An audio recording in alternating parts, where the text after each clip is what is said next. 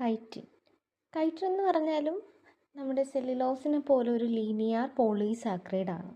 ഇവർ കമ്പോസ് ചെയ്തേക്കുന്നത് N acetyl D ഗ്ലൂക്കോസാമീൻ എന്ന് പറയുന്ന യൂണിറ്റുകൾ വെച്ചിട്ടാണ് ഇവരെന്ത് ചെയ്തേക്കുന്നത്, ലിങ്ക് ചെയ്തേക്കുന്നത്. ഇതൊരു എൻ അസറ്റൈൽ ഡി ഗ്ലൂക്കോസാമീനാണ്, ഇത് വേറൊരു എൻ അസറ്റൈൽ ഡി ഗ്ലൂക്കോസാമീനാണ്. അങ്ങനെ എൻ അസറ്റൈൽ ഗ്ലൂക്കോസാമീൻ്റെ എന്താണ്, ഒരു ലീനിയർ ചെയിനാണ് കൈറ്റിൻ എന്ന് പറഞ്ഞാൽ. അപ്പോൾ ഈ ഫസ്റ്റ് എൻ അസറ്റൈൽ ഗ്ലൂക്കോസാമീൻ എന്താണ്, β14 ലിങ്കേജ് വഴിയാണ് സെക്കൻഡ് എൻ അസറ്റൈൽ ഡി ഗ്ലൂക്കോസാമീനുമായിട്ട് ലിങ്ക് ചെയ്തേക്കുന്നത്. അങ്ങനെ ഇവർ ലിങ്ക് ചെയ്തേക്കുന്ന ഏത് ബോണ്ട് വഴിയാണ്, β14 ഗ്ലൈക്കോസൈഡിക് ബോണ്ട് വഴിയാണ് ഇവർ ലിങ്ക് ചെയ്തേക്കുന്നത്.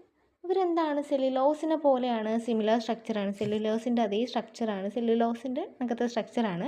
ബട്ട് എന്താണ്, ഇതിൻ്റെ അകത്ത് നൈട്രജൻ ഉണ്ട്. കാരണം ഇതൊരു അമിനോ ഷുഗറാണ്, അമിനോ ഷുഗർ ചേർന്നിട്ടാണ് ഇവർ ഉണ്ടാക്കുന്നത്. അമിനോ ഷുഗർ എന്ന് പറഞ്ഞാൽ എന്താണ്, OHനെ റീപ്ലേസ് ചെയ്തിട്ട് അതിൻ്റെ അകത്ത്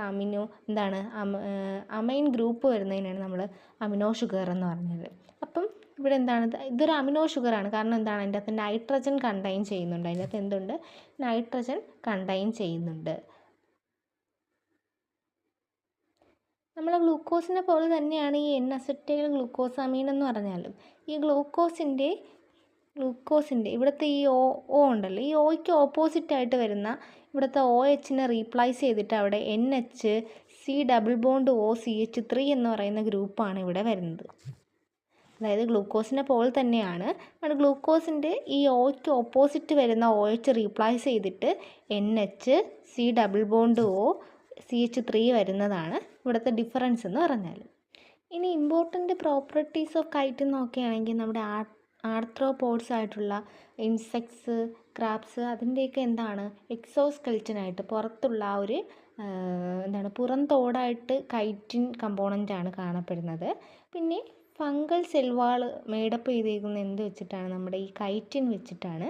പിന്നെ എന്താണ്, ബയോഡീഗ്രേഡബിൾ ആയിട്ട് അതുപോലെ തന്നെ മെഡിസിനായിട്ടൊക്കെ നമ്മൾ യൂസ് ചെയ്യാൻ പറ്റുന്നുണ്ട്. വൂണ്ട് ഡ്രസ്സിങ്, മുറിവ് ഡ്രസ്സ് ചെയ്യാൻ വേണ്ടിയിട്ടൊക്കെ നമ്മൾ ഉപയോഗിക്കുന്ന ആളാണ് ആരെന്ന് പറഞ്ഞാൽ നമ്മുടെ ഈ കൈറ്റിൻ എന്ന് പറഞ്ഞാൽ. പിന്നെ കോസ്മെറ്റിക്സ് ആയിട്ടും അഗ്രികൾച്ചറൽ യൂസിലൊക്കെ നമ്മൾ ഉപയോഗിക്കുന്നുണ്ട്. പിന്നെ ഇവർ സ്ട്രോങ് ആണ് ബട്ട് ഫ്ലെക്സിബിൾ ആണ്. അനിമൽസിൻ്റെയൊക്കെ പ്രൊട്ടക്ഷൻ ഹെൽപ്പ് ചെയ്യുന്ന ആളാണ്. പിന്നെ വാട്ടറിൽ ഹൈലി ഇൻസോളബിൾ ആണ്. ബട്ട് ഇവരെ കെമിക്കലി മോഡിഫൈ ചെയ്തിട്ട് നമ്മൾ വേരിയസ് ആപ്ലിക്കേഷനൊക്കെ ഉപയോഗിക്കുന്നുണ്ട്.